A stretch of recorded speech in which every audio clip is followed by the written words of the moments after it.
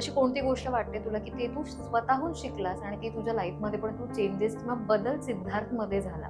मला असं वाटतंय की स्वतःहून शिकलेली गोष्ट ही आहे की अ, मला माझे पाय जमिनीवर ठेवता येतात.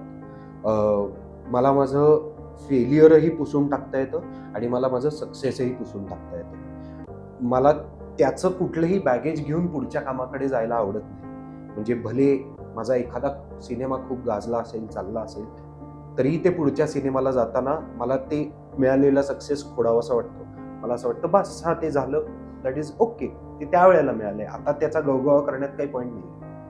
आता हे जे आपण करतोय, याला गाजवूया, याला मोठं करूया किंवा फेल्युअर जरी आलेलं असेल, की यार नाही पडला आपला सिनेमा, आठवड्याभरात निघून गेला, तरी पुढच्या याला जाताना ठीक आहे, नाही चालला, याला त्याच्यातनं शिकून काहीतरी नवीन करू, काहीतरी इंटरेस्टिंग करू, असं ते होतं. सो ही गोष्ट मला ही एकमेव गोष्ट मी शिकलेलो आहे, की आपल्याला आपली पाठी कोरी करता आली पाहिजे.